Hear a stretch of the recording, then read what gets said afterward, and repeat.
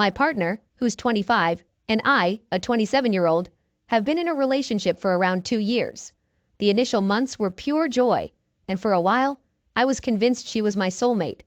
We shared a 2-bedroom apartment, both contributing to our living expenses from our monthly paychecks.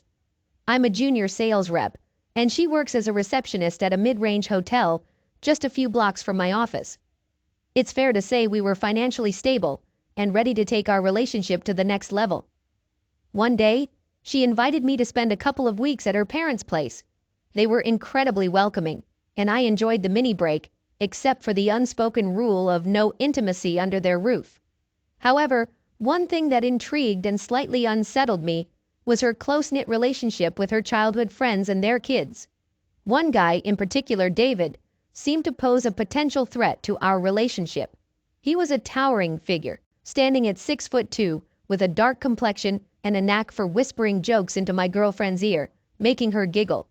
My girlfriend's mother would often tease me by calling him my rival, a joke that didn't sit well with me. This situation started to gnaw at me, so I decided to confront my girlfriend about him. She dismissed my concerns the second time around, assuring me, "You're overthinking it. You're the only one I see." Despite my lingering doubts about him, her words eventually put me at ease. One day, she and her entire family embarked on a week-long Bible camp retreat in the forest. I didn't join them as I'm not particularly religious, and besides, I wasn't invited. She mentioned that some family friends, including David's parents, would be attending the camp. When I asked if David would be there, she assured me he wouldn't be. So, I felt there was no need to worry further. However, 2 days into the retreat, I couldn't reach her. Despite numerous attempts, her phone was consistently off. So I stopped trying and decided to wait for her return. Upon her return, I questioned her about her phone being off, to which she responded, "We were in the woods, what did you expect?" I didn't press further. I also asked if David was present, and she reiterated that he wasn't. For a while, I believed everything was fine. Fast forward 2 months post her trip, I was at a friend's birthday party at a club.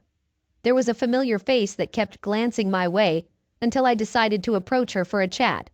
She introduced herself as Angela and mentioned, "We've met before at your girlfriend's dad's place." She was David's girlfriend and had accompanied him during one of our visits to my girlfriend's house. We chatted about various things, and it turned out that I wasn't the only one feeling uneasy about the peculiar relationship between my girlfriend and David. She shared how David had left her alone for a week under the pretext of attending a Bible camp, and she was certain my girlfriend was also there. I didn't confirm her suspicions or mention that my girlfriend had assured me David wasn't present. I simply nodded along with everything she said, feeling too bewildered and betrayed to utter a word. Upon returning home, I decided not to make any hasty decisions. I needed some solid proof to validate my suspicions. So I resolved to check her phone, the only place I could potentially find the evidence I needed. One day, while she was in the shower, I seized the opportunity to snoop. As soon as I unlocked her phone, her messaging app popped up, with David's name at the top of the list. It seemed they were arguing about something, but what? I decided to dig deeper, and there it was. The most significant betrayal I had ever experienced. She had messaged him saying she was pregnant with his child, but he denied it, claiming he wasn't her only partner. She informed him that it couldn't possibly be my child, as per her ultrasound. The timing didn't align, given that we hadn't been intimate during the week of the camp and for a few weeks prior. Moreover, we hadn't been intimate immediately after the camp either, largely due to her own avoidance.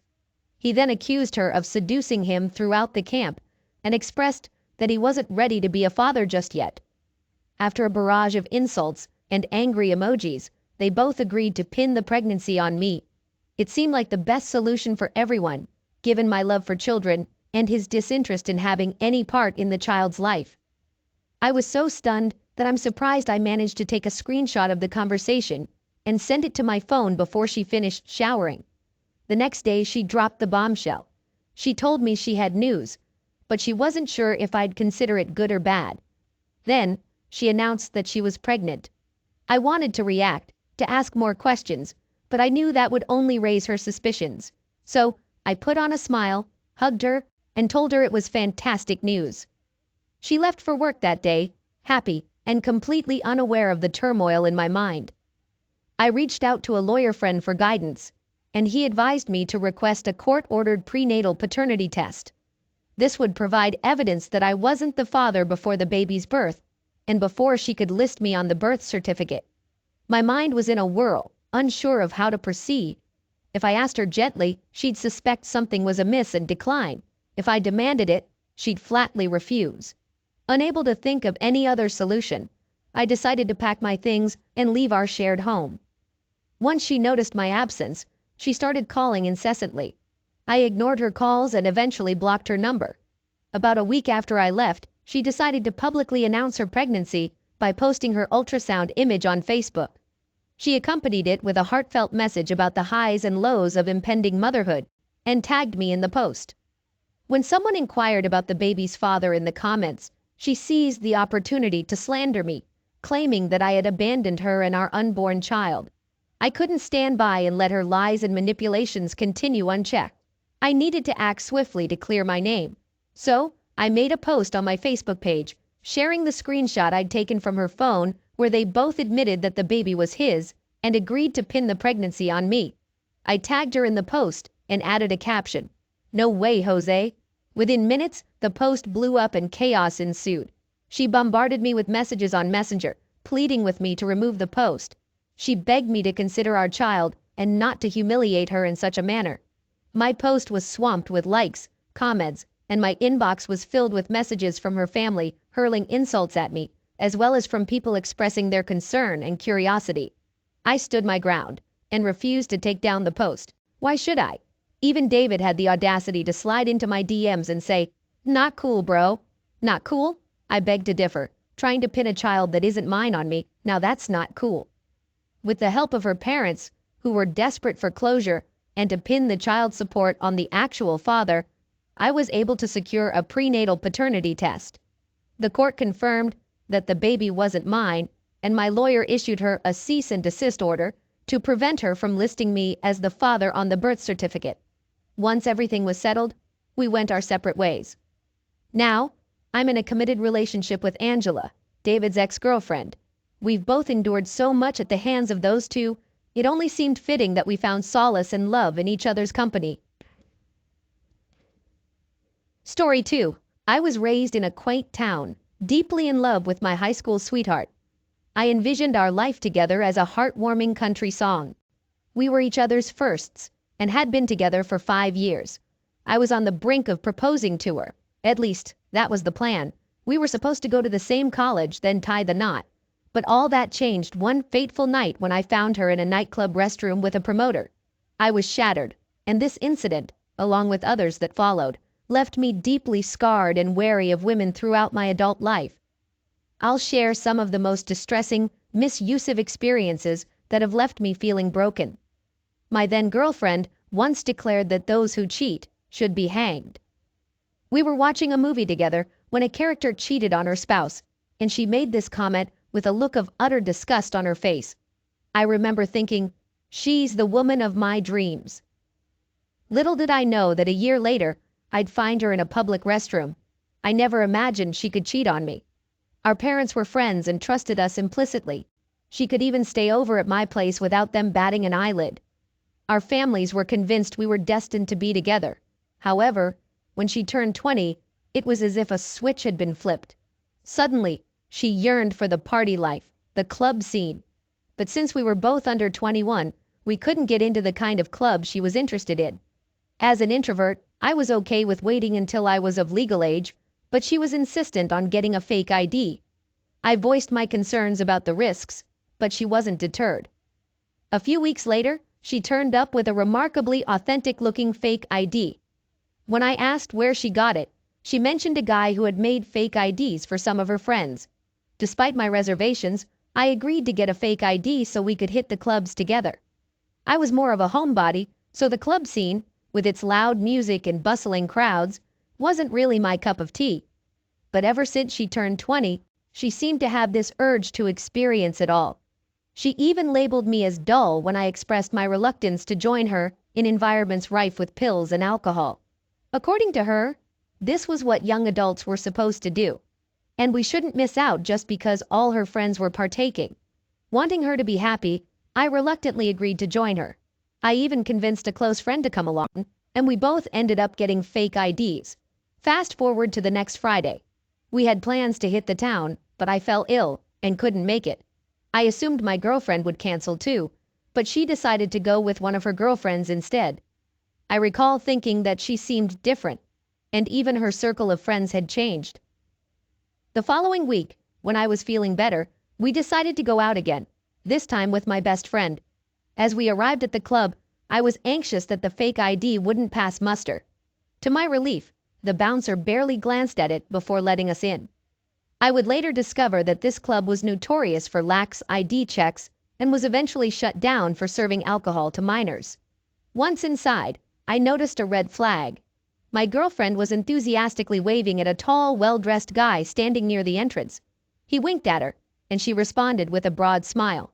When I asked who he was, she casually mentioned that he was just a promoter.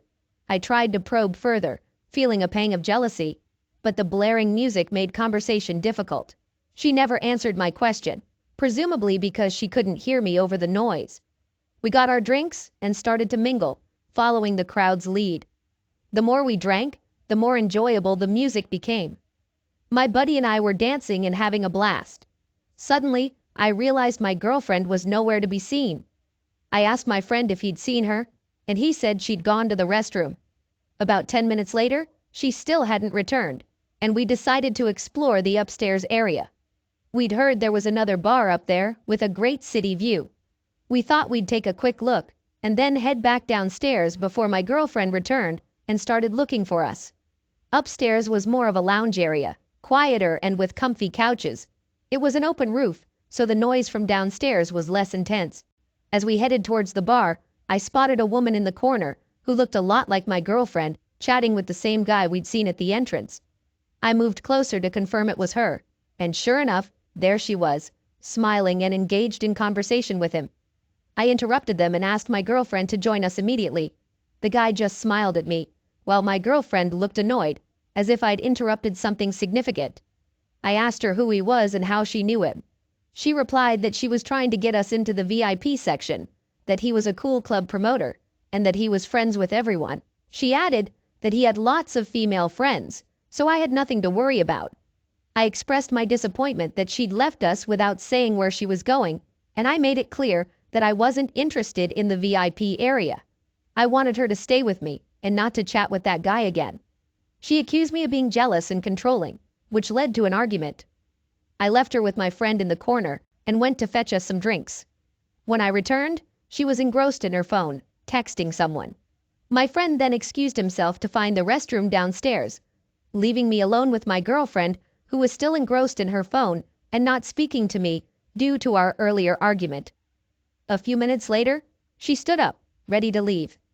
I asked her where she was going, and she replied, with a hint of sarcasm, that she was off to the restroom and invited me to follow her since I seemed to have trust issues.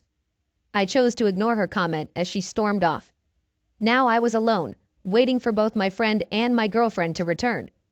After a few minutes, my friend came back, grinning from ear to ear. I asked him what was so funny, and he shared that while he was in the restroom washing his hands, he overheard a couple getting intimate in one of the stalls. We were aware of the wild antics that could occur in clubs, and we both found the story amusing, chuckling about it. But an instinctive feeling nudged me to dash downstairs and see the spectacle for myself. Being a newbie to the clubbing scene, I'd heard of such incidents happening frequently, and had seen posts about it online. I was curious to witness it firsthand. I asked my friend to direct me to the restroom, then I hurried downstairs hoping to catch the action before it ended. Upon reaching the restroom, I had to wait in line for a bit. The place was chaotic, filled with inebriated people, chatting loudly and laughing. There were about 6 stalls, but I couldn't hear any sounds of intimacy like my friend had described. I started to think maybe my friend was pulling my leg, so I decided to use the urinal, which was positioned parallel to the stalls. As I was relieving myself, one of the stall doors swung open. I instinctively glanced over my shoulder to see who was coming out. To my utter shock, it was my girlfriend emerging from the stall. She was adjusting her dress, and right behind her was the promoter, fastening his belt. I was so stunned that I didn't even notice that I had started to pee on my own pants. I yelled out her name, demanding to know why she was sleeping with him. She was taken aback by my discovery and was at a loss for words. She eventually retorted that I was causing her embarrassment. Can you believe that? She had just emerged from a men's restroom after doing, well, you know what? And she had the audacity to say that I was the one embarrassing her. I hurled a barrage of insults at her, causing her even more embarrassment. The crowd around us laughed and jeered as our argument escalated. Meanwhile, the club promoter had vanished without my noticing. I told her to go home with the club promoter she was sleeping with and declared that we were done. I stormed upstairs and informed my friend that we were leaving. He trailed behind me, asking about my girlfriend, but I didn't reveal anything until we reached the car. He was dumbfounded when I told him that the girl he had heard having sex in the men's restroom was my girlfriend. I was in disbelief. How could she do this to me? The image of her emerging from the restroom kept replaying in my mind, haunting me even as I penned down this account. I was fuming and cursing her all the way home after dropping off my friend.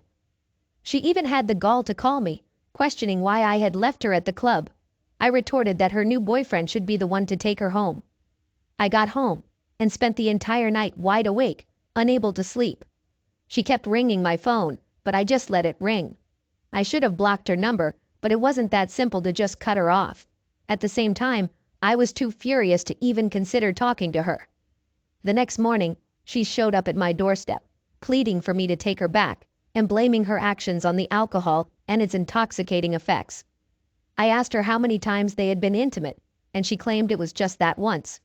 However, I later discovered from her friends that she had visited that club several times before we went together, which suggested that she must have done it more than once. However, I later discovered from her friends that she had visited that club several times before we went together, which suggested that she must have done it more than once. The breakup left me shattered. I lost my appetite and couldn't eat properly for days.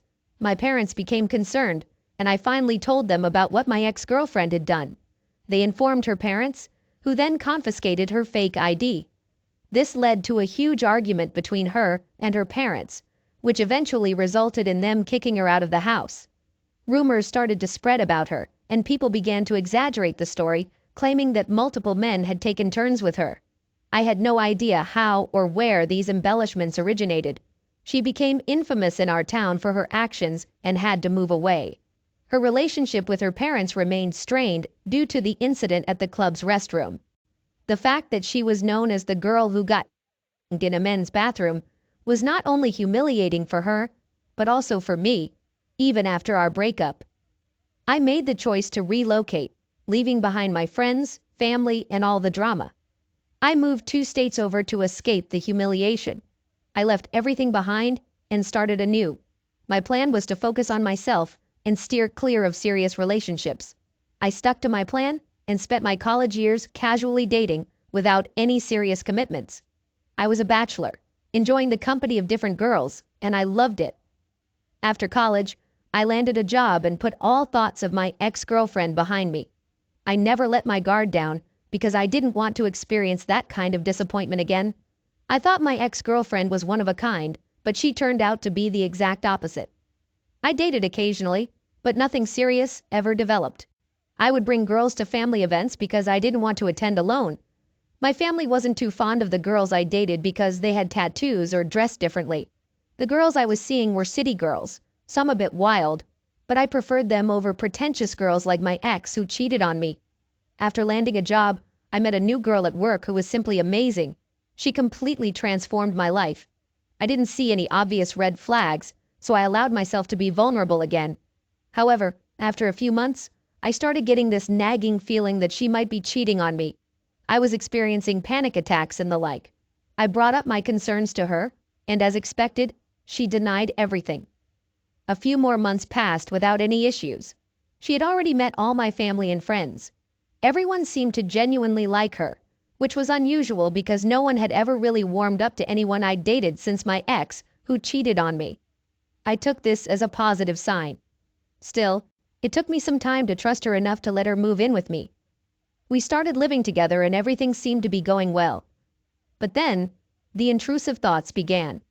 She had me convinced that I was losing my mind, to the point where I considered admitting myself to a mental health facility. I thought I was dragging past trauma into my current relationship. I kept trying to reassure myself that maybe it was just my past haunting me and I had nothing to worry about. Everyone else was telling me the same thing. In November 2021, we got a positive pregnancy test. Considering this was my first child, I was over the moon. But then, in December 2021, just a few weeks later, those unsettling feelings returned. I started digging into her social media and was shocked by what I discovered. It turned out she had been cheating on me for about 11 months. I immediately downloaded all the chat logs and accessed every account I could. I didn't stumble upon any concrete proof of physical contact, just the exchange of explicit photos, which, in my eyes, is still infidelity. She had also been sharing intimate pictures and videos of me, even agreeing to some involving me without my consent. Every day, I'd uncover more, and she'd insist. That's all there is. I have no reason to lie to you. At one point, she even told me I didn't have the right to know. Now, I'm left questioning the paternity of this child. Again, I found no evidence of her physically meeting someone else, and believe me, I dug deep. I'm not sure if I'm being irrational for doubting the child's paternity. At this point, she's still in her first trimester, and the thought of waiting until birth to know for sure is torturous. I want to be happy with her and raise our child. But the nagging doubts are unbearable. I can't believe I'm going through this again. I started to wonder if all women are like this, or if I'm just incredibly unlucky. Clearly, I can't just take her word for it. Even if I were on my deathbed, I doubt she'd tell me the truth. My job has given me a background in interrogation, so I have a knack for detecting lies. But she's a tough nut to crack. It's especially difficult when it involves someone close to you, as opposed to a stranger you know nothing about. I still have a strong feeling she's not being entirely truthful. I was utterly bewildered and didn't know what my next move should be. I left my own house to crash at a friend's place just to clear my head. She pleaded with me to return, but I told her I needed a prenatal paternity test. She argued that such a test could harm the baby. I did some digging online and sent her the information, proving her wrong. After several days of back and forth, she finally agreed to take the test. And, as it turned out, the baby wasn't mine. Once I discovered that, I asked her to leave my house. Her main concern was that she didn't want to terminate the pregnancy due to her beliefs. I questioned her if having an affair was also against her beliefs. She was left speechless. I told her that whether she chose to keep the baby or not was irrelevant to me. What mattered was that she needed to be out of my house by the next day. Apparently, she decided to terminate the pregnancy because 3 months later, there were no signs of her being pregnant. We continued to work at the same place for another 5 months before I decided to look for another job, as she kept trying to reconcile with me. I, 38-year-old guy, was tight buddies with this dude Tony since we were 8. We were like brothers, told everyone we were practically family. After school, we even got a place together, and he was the first one to meet my future wife. He had our backs, promised to watch over us whenever we hung out with him. He didn't mind getting all sentimental with me. We meant a ton to each other. But even with our tight bond, Tony and I had a difference when it came to booze. He hit the bottle every day but kept it in check after work and on weekends. He never slacked at his job or acted irresponsible. So our friendship carried on, and I never brought up his drinking. The next thing I recall is showing up at the wine tasting as a surprise treat for my wife. I gave her a tap on the shoulder and went in for a kiss when she turned around. She was so startled that she smacked me. I chuckled about it, but amidst my laughter, I noticed genuine fear on both of their faces. It was like I wasn't supposed to be there. I started explaining that while I was at work, I couldn't help but think about them and felt it was important to join them. Even though they were trying to put on smiles and avoid looking at each other, they seemed terribly uneasy. They looked sickly, even though they were trying to appear normal. Throughout the rest of the day's activities, my wife tried to act normal, but she was anything but that. She'd say completely random things and point out trivial stuff, all in an attempt to fill the awkward silence. My best friend Tony was disturbingly quiet and kept his distance from me. I decided to spend another night in wine country, so we booked the same hotel room where they cheated. I did this on purpose, driven by their actions, and I was determined to uncover the truth. Since there were 2 beds, I asked them which ones they slept in and both of them began stumbling over their words. My wife excused herself and headed to the bathroom. My buddy Tony, on the other hand, couldn't keep the truth bottled up any longer. He started by admitting he couldn't bear the thought of not being my best friend anymore. It was eating him up. The idea that he might lose me. I acted like I was perplexed, but deep down, I had a gut feeling that they'd messed up big time.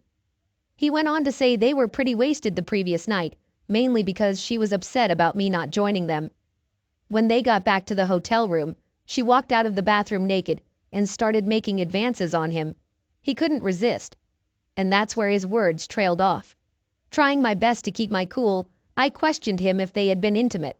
He just swallowed hard. No words came out. I swung a punch at him. It was like a throwback to our roughhousing days as kids, except this time, he'd been with my wife. I felt a deep loathing for him. He stood there speechless, holding his face, while I yelled to my wife through the bathroom door that I'd never trust her again. I stormed out of the hotel room and made a beeline for my car. She yelled after me, protesting, and followed me to the parking lot, but I drove off without her. About 5 hours later, Tony showed up at my doorstep. I had no idea if my wife was lurking nearby or in the car. He'd begged me to forgive him, swearing he'd never make such a mistake again. I simply replied that, of course he wouldn't, since he was no longer my friend and wouldn't be a part of any future woman in my life. I shouted that, after all the years, I had believed he deserved my trust and was decent enough not to get involved with her. He went ahead and committed the worst, most unforgivable act he could have.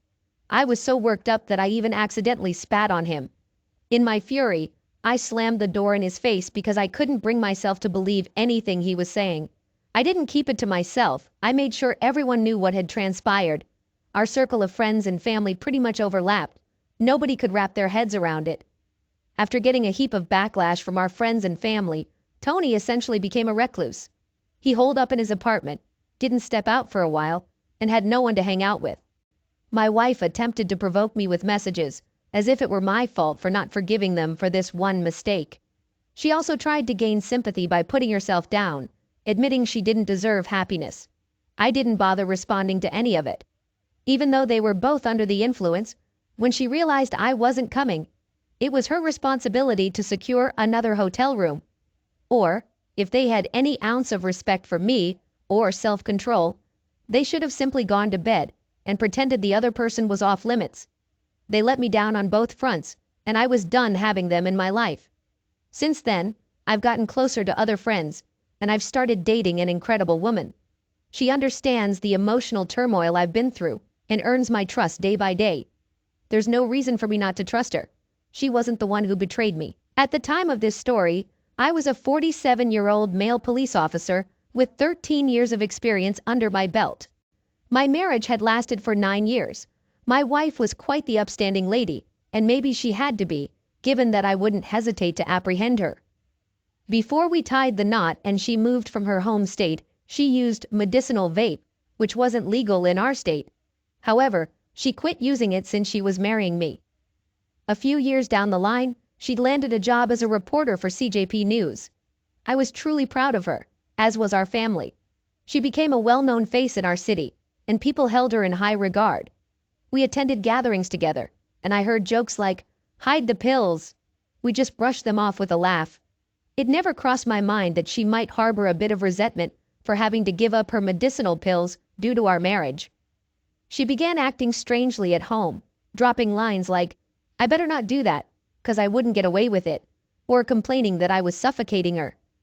Despite her having her own life, I wasn't hovering over her constantly. I simply mentioned that she had been getting home later than usual, and she immediately went on the defensive, blaming me for something. This was a shift from her usual behavior. Normally she was kind and gentle, and things were fine between us. She said and did other things that were out of character, but I just carried on conversing with her like I always did. I knew she'd push back if I tried to bring anything up, so one night I decided to drive to her workplace. She was still somewhere inside the building, even though it was getting late. I flashed my police officer's badge to get access to the security office's cameras. Believe it or not, the guard sitting there was chomping on a donut, watching me go through the footage. It didn't take much time for me to spot a shot of my wife's office. I saw her walk out of the frame, so I had to locate the camera she moved to, which focused on two work desks, one of them belonging to AP. He was a guy she had been working alongside for quite a few years now, and like my wife, he was one of the faces you'd see on TV. The donut-munching guard watched along with me as my wife and AP started engaging in physical activity right there on camera. It was a bit obscured, but you could still make out what was happening. Obviously, I was upset, so the guy tried to comfort me. He mentioned there are plenty of other options out there, and with this proof, I could get them fired. I recorded the video on my phone and expressed my gratitude to him. Not surprisingly, I arrived home before she did. As soon as she got home, she attempted to kiss me. I couldn't pretend everything was fine. I gently pushed her away, which left her utterly shocked. Meeting her gaze, I let her know that I was aware of everything. Caught off guard, she placed a hand over her heart. Her eyes widened dramatically, and she stood frozen in her tracks. She asked me what I was talking about, but I kept reiterating that I knew the truth, gradually convincing her to confess. Finally, she broke down and pleaded for my forgiveness. She explained that she had been with AP to help him find some sense of purpose again, as he had recently lost his wife and children and was grappling with the emptiness of life. I didn't mince words. I called her out as a cheater and declared that she didn't deserve to be my wife. I expressed that she had let me down, as well as our families. Tears streamed down her face, but nothing compared to the flood of emotions when I revealed my intention to share the video evidence with her boss. Her expression seemed as if her soul had vacated her body. She inquired how I possessed a video, so I explained that I had been at the security office that very night, capturing their disgraceful actions on tape. The look in her eyes and her whole demeanor shifted drastically. She pleaded with me not to share the video, sinking to her knees and insisting she could rectify everything by quitting her job and complying with my wishes. To me, it was all nonsense. The desperate mutterings of my lousy wife, now facing the consequences she had brought upon herself and AP. It was a tough pill for me to swallow, recognizing that she was indeed a mess. For all those years, I had believed she was deserving of my love and care. Yet, the moment she believed she could get away with it, she engaged in an affair and tried to justify it by claiming I had been controlling her. As a final desperate attempt, my wife had her bags ready and pleaded once more for me not to ruin our lives. I expressed surprise that she saw it that way, considering her own actions had led us to this point. It was almost like she had wanted to be with another man by sleeping with him, so now she was essentially reaping what she had sown, right? But my wife disagreed vehemently, swearing she would do anything for my forgiveness. I firmly declined, shutting the door at last. She ended up spending the night in the car, while I informed our family and friends about the situation. I shared the video online, tagging her, and even posted it on the CJP News website. Although it was removed almost instantly, the company that owned the news channel came across it. Both AP and my wife were fired by morning. She woke up to a reality where she was facing divorce, disconnection from her family, and the loss of her high-profile job. None of her friends or family stepped forward to offer her a place to stay, acknowledging me as a decent man and officer who deserved better than what she had given me.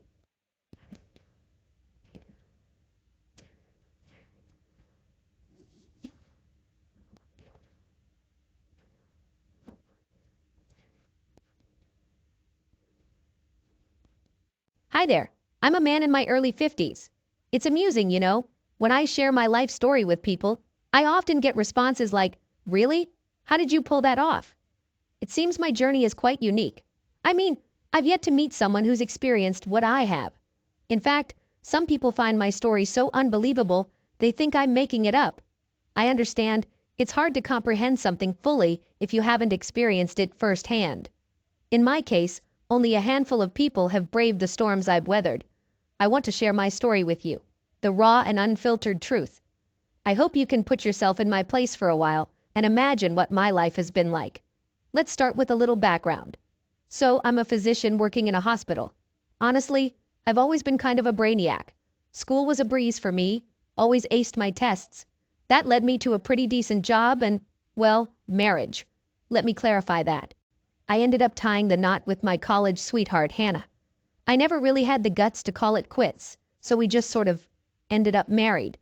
I won't sugarcoat it and say we were head over heels in love or anything. It wasn't that kind of marriage. It was more like a, yikes, you're pregnant. Guess we gotta get hitched kind of deal. I didn't want to leave her high and dry, especially once we found out about the baby. It could have completely ruined her life, and I didn't want that burden. So, we ended up tying the knot in a hasty ceremony.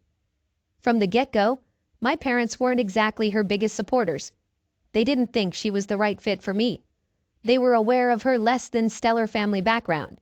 She didn't have a high-flying job. She wasn't pulling in a hefty salary. She was just an average office worker with a modest income. There were instances when she'd leave our home in tears after a visit. I'd always defend my wife when my mom overstepped. We had our fair share of arguments over it. As the years passed, I grew older and my mom became more delicate. She lost the fiery spirit she once had. I guess my wife's voice became more assertive and louder over time. We had our first and only child, a girl we named Kendall. Before I knew it, she was off to middle school. I was working long hours at the hospital to keep us financially stable. I was doing everything I could to provide. My wife was equally occupied at home, raising our child and managing the household. We tried to live a simple life. From time to time, my wife would socialize with some of the other hospital wives. She had a thing for golf, and she was pretty good at it too. I was absolutely rubbish at it, so I never tagged along.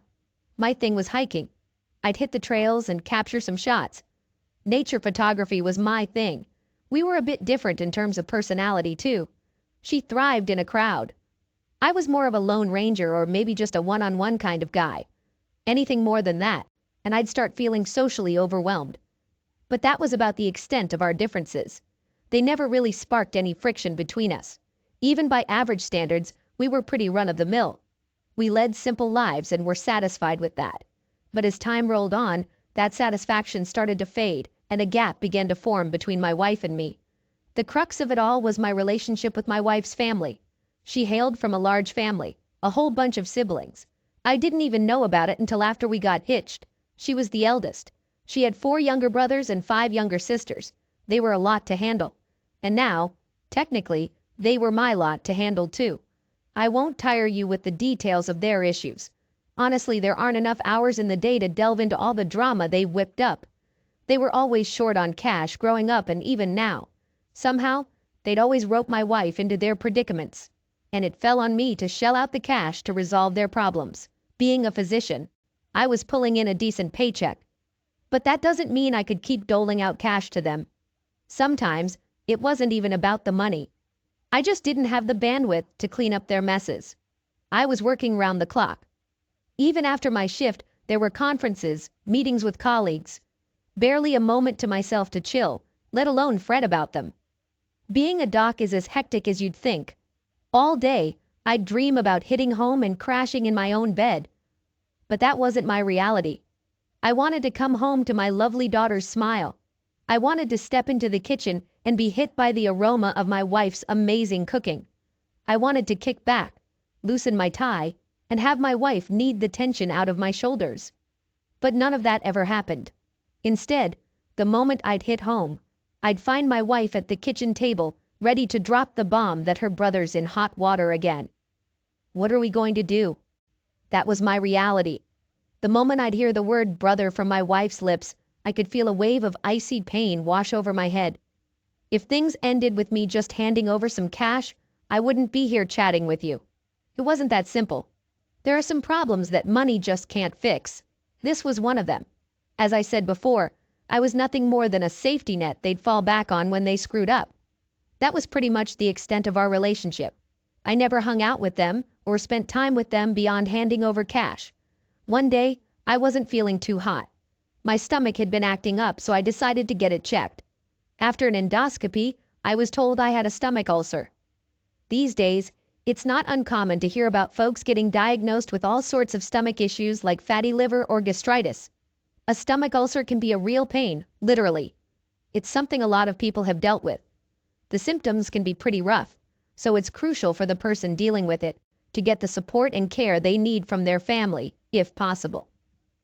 After the checkup, I headed back to an empty house. My daughter was out with her buddies and my wife was nowhere to be seen. I whipped up a meal for myself and was just sitting down to eat when my wife walked in. She was decked out in her golf gear. When I asked her where she'd been, she said, "Oh, just played a few rounds with the hospital director's wife." I could have guessed that much just by looking at her. They'd been getting pretty chummy lately. The hospital director's wife seemed to have taken a shine to her. I was happy to hear that. What I wasn't thrilled about was what she said next. I told her about my stomach ulcer. I mentioned that I'd probably need to get admitted to the hospital for treatment. I mentioned that things could potentially get worse. My wife listened to me as if I was just telling her about my day, totally uninterested. She just said, "All right, so you'll go to your hospital, right? The nurses there are good. They'll take care of you. I'm beat. I'm heading upstairs to sleep." Her lack of concern really stung. Our marriage was hanging by a thread. I never wanted the kind of lovey-dovey marriage you see in movies, the kind that gives you butterflies in your stomach. But at the very least, I hoped that when I shared my health concerns with my family, they'd show some worry. I don't think that's too much to ask. My wife's indifference towards me was a heavy burden on my heart. It just didn't sit well with me. I had to let it all out. What am I to you? Just a workhorse that keeps this family afloat? Or am I just your go-to guy to clean up all the messes your family makes? I can't believe how much you've changed. You care more about golfing than my health. Your priorities are all mixed up. What's the point of me working my fingers to the bone if you're just gonna treat me like this? What do you have to say for yourself? I thought my wife would apologize. I was pretty heated. Instead, she just gazed at me and burst into laughter. She tried to downplay it, as if I was making a mountain out of a molehill. "Wow, you need a drink or something to cool off? If you're gonna be this moody, just hit the sack. Like I said, I'm beat. I'm gonna shower and then crash." That was the moment my affection for my wife totally vanished. From that day forward, my wife and I barely spoke. Eventually, an event led us to live separately. She loaned a substantial amount of money to her family behind my back.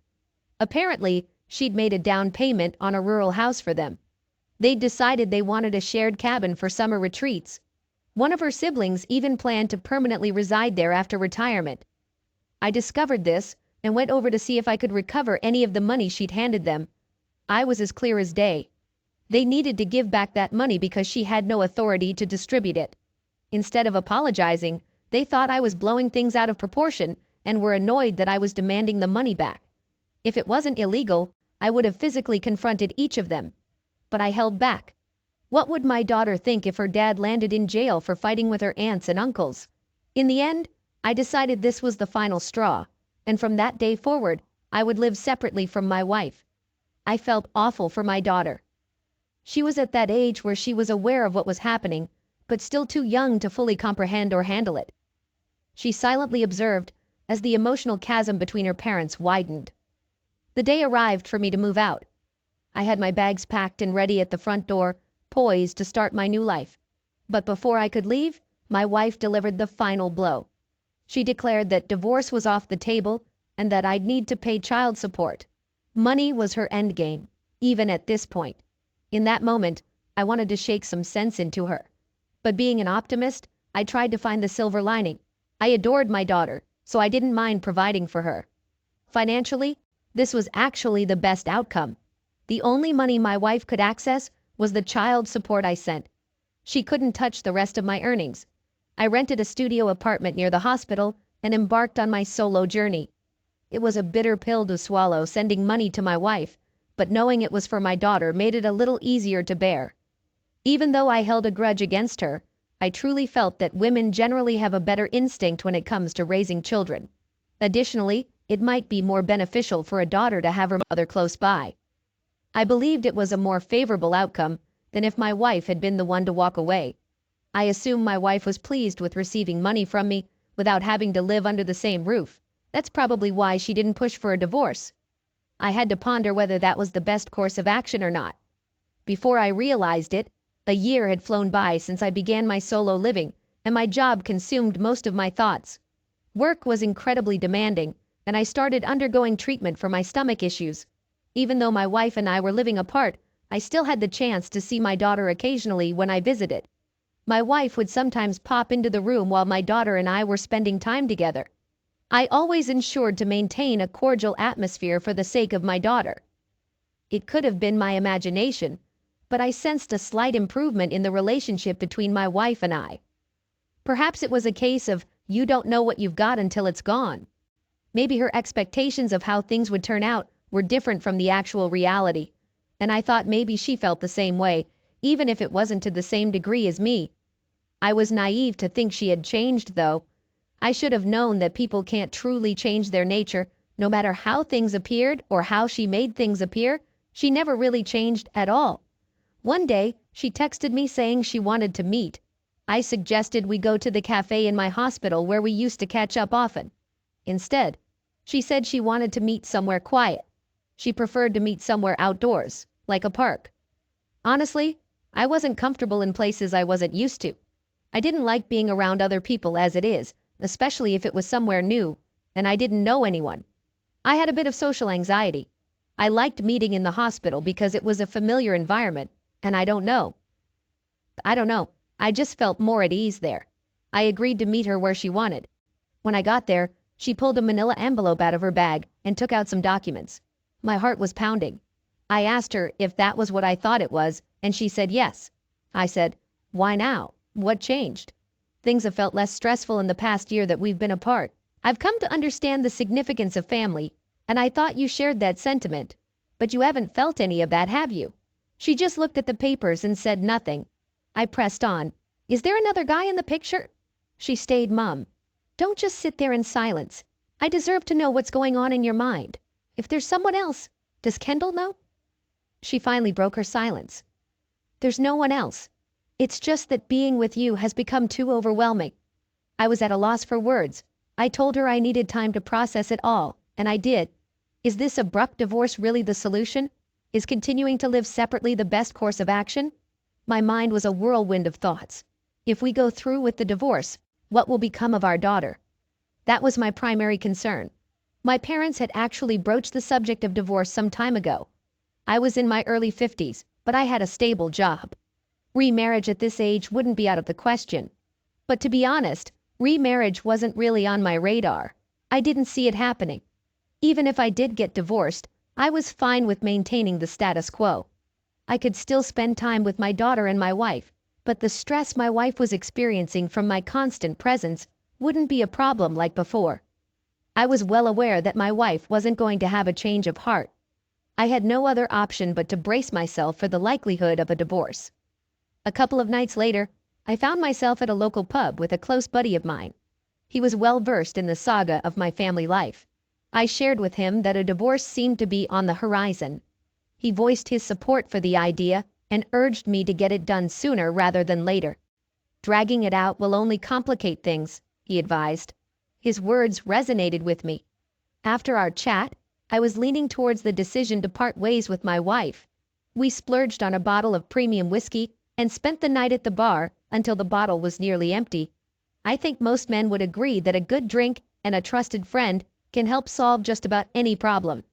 That night, we were like carefree youngsters again, laughing and enjoying ourselves immensely. The following morning, however, was a stark contrast. I woke up with a splitting headache, as if someone had taken an axe to my skull. I checked my phone to find a text from my friend. "Today marks the beginning of your new journey. You've got this. Leave the past behind." With a groan, I forced myself out of bed and headed to the hospital. That night, I recall getting a call for an emergency case that I had to handle. Normally, I wouldn't be assigned to such cases, but we were short-staffed at the time. The doctor who usually handles emergency admissions was off that night, so I was filling in. When an ambulance speeds up to the ER doors, you never really know what you're going to face. It was a pretty calm night. The hospital was patient-free, and there were no visits. As a doctor, that's a good sign. It means everyone is safe and healthy. Since it was a slow night, I decided to catch some shut-eye in a bed in the on-call room. I was awakened by an emergency call. It was for a patient involved in a car accident and was being transported by ambulance. The patient was a woman in her 40s. I skimmed through the patient's chart as I hurried down the stairs. The paramedics who arrived at the accident scene had given her initial treatment. According to them, she was stable but injured. Knowing her condition wasn't life-threatening eased my mind a bit. I headed to her bed. When I drew back the curtain, and saw who was lying there, I almost fell to the ground. There she was, dressed in high-end clothes and adorned with pricey jewelry. It was my wife. There she was, wailing in agony right in front of me. What was she doing out at this hour dressed like that? Her legs had taken a serious hit from the crash. This was my first time seeing my wife in any of these clothes. Where and when did she acquire all these high-end items? I couldn't afford to focus on her attire. My top priority was evaluating her condition.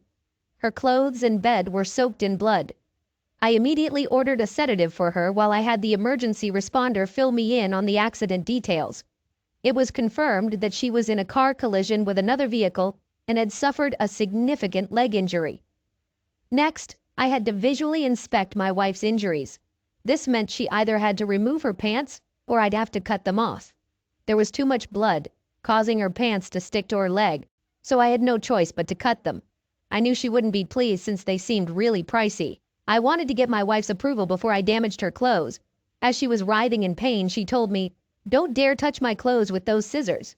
A nurse with me recognized her. She asked, "Isn't that your wife?" I didn't bother answering a question to which she already knew the answer. I told her, "Listen, I need to evaluate your injuries. There's a lot of blood, which is obscuring the severity of your wound. Your pants are adhering to your leg. I must cut them off." My wife let out a loud shriek in opposition. "Take me to a different hospital. Don't lay a finger on me." Despite the risk of fainting from blood loss, she still had the strength to yell like that. It was challenging for me to comprehend everything that was happening. I informed her, "If you don't get treated right away, you could suffer lasting damage. Technically, I don't need your consent to do this. I'm asking out of courtesy. Are your clothes more valuable than your life?" I think the pain finally got through to her. She nodded and weakly muttered, "Fine." I used the scissors to remove her pants and examine her wound. I gasped, but not because of the injury. Now I understood why she insisted on going to another hospital. She didn't want me to see her lower body. As I cut her pants, I noticed a tattoo that read 3S. I was speechless, but I couldn't dwell on that. I had to attend to her. She was rushed into emergency surgery. A few hours later, I visited her room to see how she was doing. Around that time, her mom and dad showed up at the hospital. I informed her mother that Hannah was stable. She burst into tears and thanked me for looking after her daughter. Then she tried to sway my opinion about our current situation. She inquired if there was any possibility that Hannah and I could mend our marriage. She was under the misconception that I had done something that led to me being ousted from the house and living separately from Hannah. I figured it would be futile to clarify the real circumstances to her, so I didn't. I also didn't respond to her question about reconciling with Hannah. They left the hospital shortly after. I turned to my wife and said, "I know you're not asleep." She opened her eyes and gazed at me. The anesthesia should have worn off by then, which means she must have been in discomfort. Yet, she managed to feign sleep when her parents were present. I questioned her about the tattoo. "Who is S? Clearly it's not me."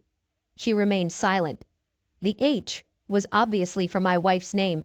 I was clueless about who S was. She appeared to have no intention of answering my query. "Your mother believes I did something to wreck our marriage. I won't agree to a divorce until she understands the real situation. I'm going to spill the beans about your tattoo and let you handle the fallout with your family. The only way I'll consent to a divorce is if your family knows that you're the one who messed things up, not me." My wife burst into tears. She pleaded with me not to involve her family. She promised she'd spill the truth. She confessed that she met another man before we started living separately. The problem was who this man was and how she met him. It turned out to be someone my close friend, who I had just hung out with the previous night, knew. He was a successful entrepreneur that my friend was familiar with. Obviously, my friend would never have introduced them if he knew what would transpire. He didn't introduce her to his friend with the intention of sparking an affair. One evening, my wife happened to be at the same restaurant as them. When she approached to greet my friend, he introduced her to the other man. They didn't kick off the affair immediately. Initially, they were just friendly acquaintances. However, with each meeting, she found herself increasingly drawn to him. He was successful and treated her kindly. Conversely, she loathed every interaction with me and detested our marriage once we began living separately. She started seeing him more frequently. She confessed that every time they met, he would give her money. And it wasn't just a small amount, it was significantly more than what I was sending her. I could feel my blood simmering as I listened to her. Once I was out of the house and out of sight, their affair took off. They both knew they had crossed a line they couldn't uncross. They were causing irreparable harm. The night their affair began, the businessman suggested we should get matching tattoos. Initially, my wife resisted, but the businessman persisted, arguing, "You don't love me. If you do, prove it." He claimed that if she got a tattoo of his initial, it would push her to divorce me, and they could be together. Despite her reservations, she agreed. That night, they went to a tattoo shop and got identical tattoos. I was speechless after hearing her story. I just stared at the floor in silence. I had spent every moment of my life working tirelessly to support her and our family. I felt like I was aimlessly floating in the middle of the ocean. She then revealed the real cause of her accident. She was driving home after meeting him, texting while driving, and got hit after running a red light. Now, I knew the whole truth. Now, I had a valid reason to finally divorce her. Fortunately, I had the foresight to record our entire conversation. It was my only safeguard against her potentially twisting her story or pinning the blame on me for the divorce. I had to snap out of being her husband and resume my role as a doctor. I treated my wife as I would any other patient. She was discharged from the hospital the next day. I met up with my friend and confronted him about what my wife had revealed. I asked him if he was aware of the relationship between her and his friend. As soon as I asked, he began to shake. I knew right away from his reaction. He admitted he had suspicions they might be seeing each other after he introduced them. He insisted he never expected them to start an affair. He apologized over and over. When I questioned why he hadn't informed me sooner, he said he was concerned about how I would react. He admitted he suspected they were growing close and something might be happening. He thought the news would be too much for me to bear, so he chose to stay silent. I landed a punch right on his face. "What kind of friend does that? How could you keep this from me?" I yelled at him. His face was a mix of blood and tears. From the floor, he clung to my leg, pleading for my forgiveness. There we were, two men in our 50s, brawling on the floor of a high-end cocktail bar. The bar staff rushed over to intervene. All eyes in the bar were on us, but I couldn't care less about the onlookers. My friend was begging for forgiveness, admitting he'd made a colossal error and should have foreseen the consequences. He accepted full responsibility in an attempt to make amends. He handed me the businessman's contact details. I was determined to confront him about his despicable act of seducing another man's wife. My heart pounded as I dialed the number. This is Hannah's husband. Am I speaking to the lowlife who's trying to force a divorce so he can swoop in and marry my wife? Better get a good lawyer, because I'm going to sue you for every penny you've got. He was taken aback and tried to claim I had the wrong number before hanging up. I recorded our brief exchange.